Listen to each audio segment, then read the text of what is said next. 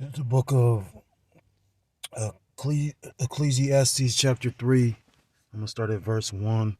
Point is verse 8. And it reads, "To everything there is a season, and a time to every purpose under the sun. A time to be born and a time to die, a time to plant and a time to pluck up that which is planted, a time to kill and a time to heal, a time to break down and a time to build up." Verse 4, "A time to weep and a time to laugh, a time to mourn and a time to dance. A time to cast away stones and a time to gather stones together, a time to embrace and a time to refrain from embracing. A time to get and a time to lose, a time to keep and a time to cast away. A time to rend and a time to sow, a time to keep silence and a time to speak." Verse 8, "A time to love and a time to hate, a time of war and a time of peace." And I want to start off by giving all praises, all honor, and all glory to call Loyam Yahweh, Ba'ashem, Yahushai, Ba'ashem, Rachak. I'm going to say double honors to my apostles, the elders of Great Millstone who teach and do rule well. Peace and salutations to the Akim across the four corners of the earth, pushing this truth with faith and with sincerity, as well as risking their lives and their freedom to do so, now more so than ever. Shalom to the Akwat, as well as the Akim. Shalom to the Akwath as well as the Akim out there listening and learning. Lord willingly, this is edifying. Shalom to the Israelite foreigners scattered abroad and land of the other nations, which appear like the other nations, but whom subscribe to this truth. To you I say Shalom. Brother Yah, what's up out of the GMS Cleveland Church, a fellow servant, coming at you with another lesson through the Spirit and through the power of Yah, Bashim Yahshai. So, this is popped up in my news break app. It reads military. It's out of Newsweek. American troops prepared to engage in war with Russia. And it reads, "A U.S. aircraft carriers prepared to lead an international charge should Russia escalate attacks against Ukraine and its allies." Now, I believe this was like maybe a week ago. I know I said an article, and I didn't go into it, but it was an article talking about how basically you had United States fighter jets trying to intercept or did intercept some Russian planes. So we in a time of war, showing you that how everything is balanced too. And it tells you that the Most High controls both the darkness and the light. He controls both sides. Again, I was bringing this out yesterday. How can you not you could the Most High power is all knowing, all powerful. So you can't be all powerful if you just one sided, if you only all good or all wicked. You know what I mean? Like, to be completely balanced. That's that Proverbs chapter 11 talks about a false balance is abomination to the Most High. So showing you how people don't even understand these scriptures are in the Bible, but then you got people talking about God is all love and God is all good. It tells you just in Ecclesiastes is a time for love and a time for hate, and a time of war and a time of peace. And we coming into the time of war. The USS George H.W. CVN 77 Christian in 2007 is delivered to the Navy in 2009. Is in the Atlantic Sea leading Neptune Strike 2022 at North Atlantic Treaty Organization NATO deployment that tests deterrence and defense in the Euro-Atlantic area. Allied and partner nations taking part include Albania, Canada, Croatia, Finland, France, Germany, Greece, Hungary, Italy, Lithuania, North Macedonia. Look at that. North Macedonia. Poland, Romania, Slovakia, Slovenia, Sweden, Turkey. Them just sound like all the Edomites. Turkey, the United Kingdom, and the United States. And the scriptures talk about how Israel is scattered throughout the earth. So, it could be Jake and Israelites in all those places. But for the most part, a lot of those are Edomites. The Neptune series is a tangible demonstration of the power and capability of the NATO alliance and all Dominion operations. So this is, I guess, what they was talking about, how NATO was doing a joint exercise with all these different nations. This must be it. Of NATO alliance and all domain operations. Vice Admiral Thomas Ishii, commander of the U.S. Sixth Fleet and Naval Striking and Support Forces NATO, said in a statement at the deployment kickoff October 14th in Oeiras, Portugal. Neptune Strike 22.2 is a prime example of NATO's ability to integrate high-end maritime warfare capabilities of an allied carrier strike group, ensuring our collective ability to deter and to defend. Aircraft fly in formation of the aircraft carrier USS George H.W. Bush during a joint training exercise involving U.S. and French naval forces May 15, 2018. Back into the article, it reads, the deployment includes more than 80 aircrafts, 14 ships, and about 6,000 personnel from 24 NATO allies and partners, including Finland and Sweden. As part of exercises, Slovakia, U.S. Navy F-18 flew from the carrier to Lithuania in recent days, working alongside France, Latvia, and Hungary.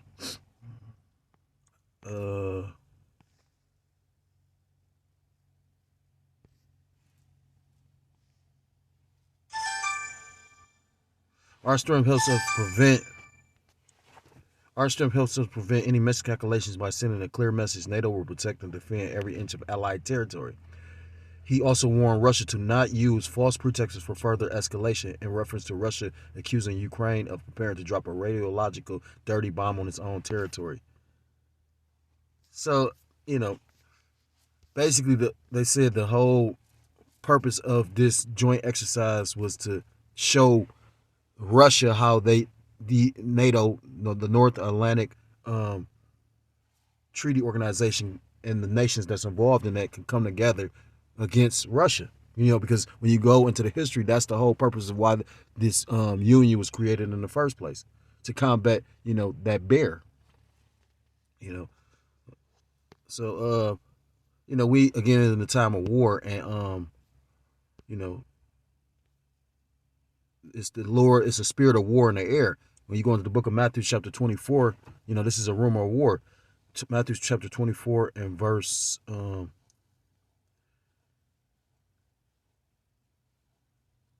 gonna start at verse 2. And Yahushua said unto them, see ye not that all these things, verily I say unto you, there shall not be left here one stone upon another that shall not be thrown down. Verse 3, and as he sat upon the Mount of Olives, the disciples came unto him privately, saying, tell us, when shall these things be, and what shall be the sign of thy coming and the end of the world, or that age? And Yahushua answered and said unto them, take heed that no man deceive you. You got these men pushing these false doctrines and narratives, and it's just a lot of deceit. And when you go into Esau, who's the man force behind that? Esau Edom, the red Hebrew Edomite, who you people ignorantly call the so-called white man. Because at the end of the day, it tells you in the book of Job, chapter 9 and 24, the earth is given into the hand of the wicked. So, they have a narrative, they have a, and at the end of the day, I was listening to, I think it was the elder Yashawamba or the elder brother Amawan Gabar, and he was going into, this devil is not really trying to give up his rulership. And why wouldn't he? Why would he? Would you really want to go back into slavery? Although we are in a form of slavery now, we're not in that hardcore slavery that our forefathers basically had to suffer. Once, it tells you in scripture, it tells you, it's a quote in the world, power corrupts and absolute power corrupts absolutely. So, again, if you deceive, it's set up for you to be deceived. The scriptures in the book of Job says the deceive and both the deceiver are both his, roughly paraphrased, Made me think of the account with the prophet that wasn't named, that was told to go deliver the message to Ahab, but then was basically set up through the spirit by Yahweh Shem Yahushua to have a stumbling block placed before him, because he didn't take heed. And that's why it's so important to, basically, scriptures say it's better to obey than to sacrifice. So it's important to follow, what Yahweh Shem Yahushua has laid out before us. Well, and it reads, verse 5, for many shall come in my name, saying, I am Mashiach, and shall deceive many. Verse 6, and ye shall hear of wars and rumors of wars. See that ye be not troubled, for all these things must come to pass, but the end is not yet. Because, first you got to get that CHIP, distributed worldwide. Then you're going to have that World War III, and then you're going to have them ICBMs. You know what I mean? And then it's tribulation going throughout all of that. We in the time of war because, it tells you in the scriptures, the book of Exodus chapter 15, verse 3, it tells you that the Most High Yahweh is a man of war. The Lord is his name. I don't think this is one to go into. Oh yeah, dude. This is chapter Exodus chapter 15, verse 3, and this was a song that the children of Israel was singing after the Lord Yahweh delivered them from their captivity in Egypt. He used Moses as a spearhead, or or a figure, but at the end of the day, it was Yahweh Ba'ashem Yahushua that actually delivered us. This is the book of Exodus chapter 15, verse 3. The Lord is a man of war. The Lord is his name. When you go into that word, the Lord, it's really, we know the name is not Jehovah, because it wasn't any E's in the ancient Hebrew.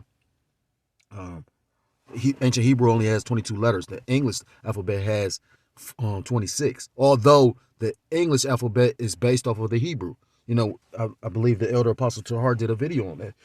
So Yahweh is his name, who you people ignorantly call God, or Jehovah, or Yahweh, which means he is or he exists, the self-existent, Jewish ish, even Kanye just said that ish is a suffix to be like. Yeah, this is comical. The Lord funny. Anyhow, and it's the Lord that's putting that spirit on everything and everyone. You got these nations basically, you got NATO doing their joint exercises. Then you got the BRIC nations. They talking about Saudi Arabia wants to join with the BRICS nations. Got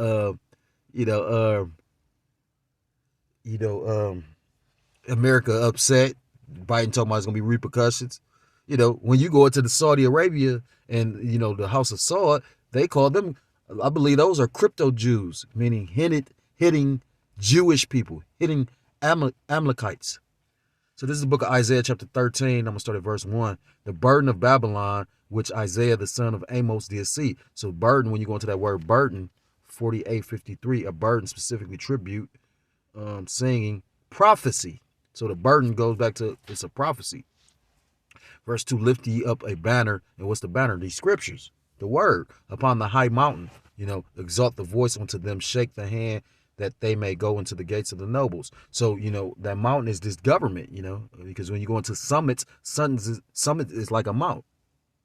That's why you have these summits, these meetings of all these different governments, and, basically we exalting the voice, because basically we coming out on the highways and hedges proclaiming the downfall of this wicked ass place known as Babylon the Great. I have commanded my sanctified ones, which is, his prophets, hopefully we are we are those men. I have also called my mighty ones, which are the angels, the angels of the Alahayim, for my anger, even them that rejoice in my highness.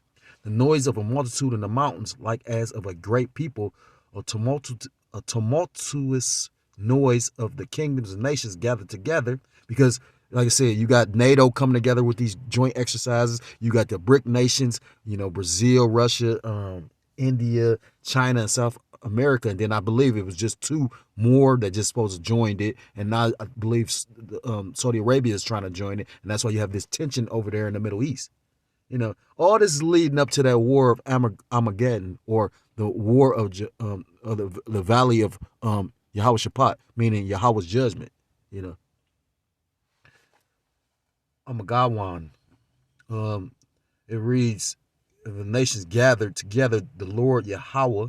I'm going back into that word, Yahweh,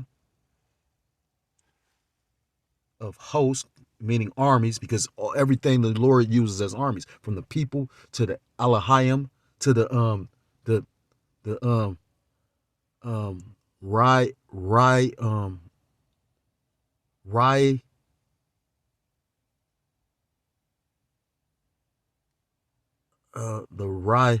Recha, because I believe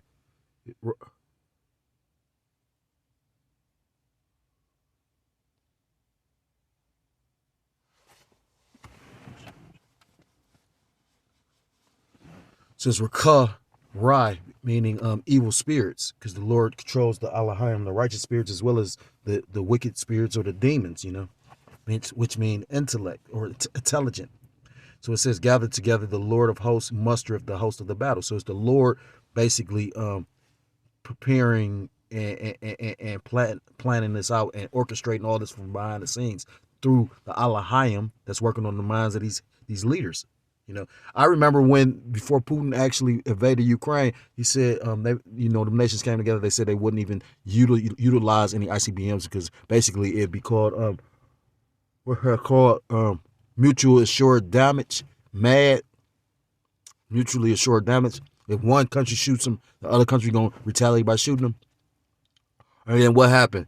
Literally, it was like a week or two. It seemed like it was shortly thereafter. You know, Russia invaded Ukraine. It did. You know, Putin talk about, you know, blowing shit up. You got Kim Jong-un talk about blowing shit up. You know what I mean? They shooting these missiles. So I mean, like I said, if you in the spirit, you can see that, you know, that only makes sense that, you know, the lake of fire is gonna be from the ICBMs.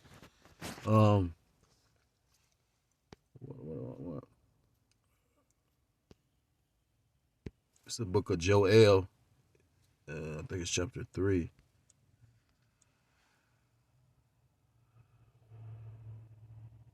This is the book of Joel, chapter 3, verse 1. For behold, in those days and in that time when I shall bring again the captivity of Judah and Jerusalem, you know, meaning the northern and southern kingdoms, I will also gather all nations and will bring them down into the valley of Jehoshaphat or Yahweh-Shaphat, and will plead with them there for my people and for my heritage Israel, whom they have scattered among the nations and parted my land. That's a clear-cut scripture that's showing how Israel is scattered all abroad. But how do you know who is an Israelite? It tells you in the book of Romans chapter 8 that the Spirit beareth witness with our spirit that we are the children of the Most High. First and foremost, a good sign to show that you are possibly an Israelite is if your spirit agrees and accepts this doctrine. If you buck up to this doctrine, 9 times out of 10, this ain't for you. You know, skipping to verse 9. Proclaim ye this among the Gentiles, prepare war, wake up the mighty men, let all the men of war draw near, let them come up. Beat your plowshares into swords and your pruning hooks into spears. Let the weak say, I am strong. You know, scriptures talk about when the true children of Israel return back to the land, it will be no war no more. Why is it constantly war over there? You know what I mean? You know, why is it these nations are preparing and gearing up for war? You know, like, again, they having war drills right now. NATO is, you know, and all we are waiting for is World War III. And, you know, I know this may seem crazy to some, but at the end of the day, it tells you that those that trust in the Lord, you know, shall be protected. You know, they should be covered. This book of Psalms, I'm gonna end it on this, because, you know, those that are true believers, we wholeheartedly hope and pray for this to happen, because without these things taking place, you know, we're stuck in this captivity. You know, we need salvation. We can't save ourselves. The scriptures tell you, cursed be the man that trusteth in man or trusteth in his own arm. Oh, no, Salakia, it makes strength his own arm, thinking you're going to save yourself. We know that we're so weak. It tells you in scriptures that Jacob, thy worm, Salakia, Jacob, thy worm. A worm is defenseless.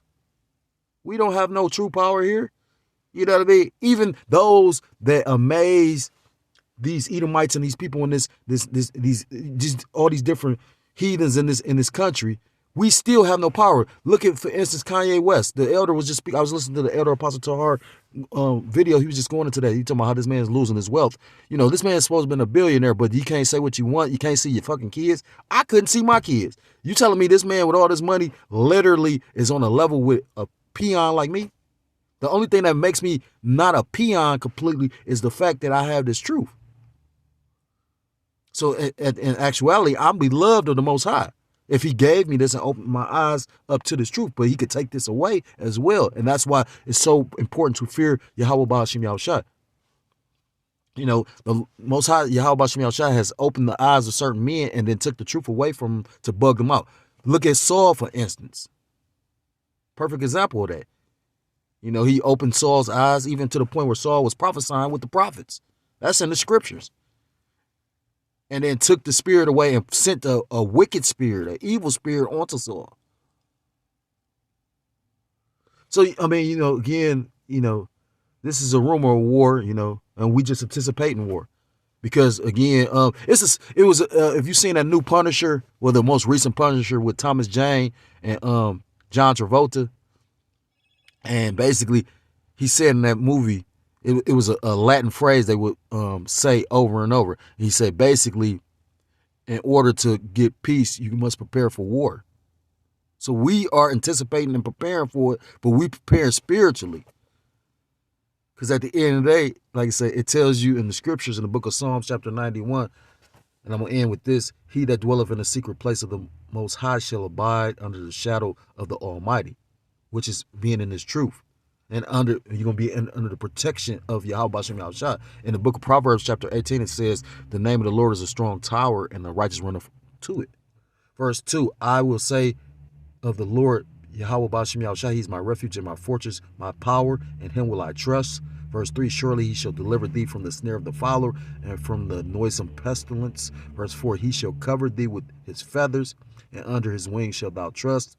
His truth shall be thy shield and buckler. I think that the feathers is going into the not the ICBMs, but the chariots, the UAPs, but the chariots of Israel. Thou shalt not be afraid for the terror by night, nor for the arrow that flieth by day. That's the whole point. Again, there's a time for peace and a time for war, and we are in time of war. So if you're so-called Black, Hispanic, Native American, Seminole Indian, West Indian, or Haitian, I implore you to come back to the laws, statutes, and commandments of your power, Yahweh Ba'ashem Yahushua, or you will be destroyed. With that, I want to give all praises, all honor, and all glory to call Loyam La Yahweh Ba'ashem Yahushua Ba'ashem Rachakodas Wakatham. Say double honors to my apostles, the elders, a great millstone who teach and do rule well. Peace and salutations to the Akim across the four corners of the earth, pushing the truth with faith and with sincerity, as well as risking their lives, as well as their freedom to do so, now more so than ever. Shalom to the Akwath, as well as the Akim out there listening and learning. Lord, willingly, this is edifying. Shalom to the Israelite foreigners scattered abroad in the land of other nations, appearing like the other nations, but whom subscribe to this truth. To you, I say shalom. Till next time I'm able to come with another lesson, I want to say shalom, shalom, and mawath lababah, shalom.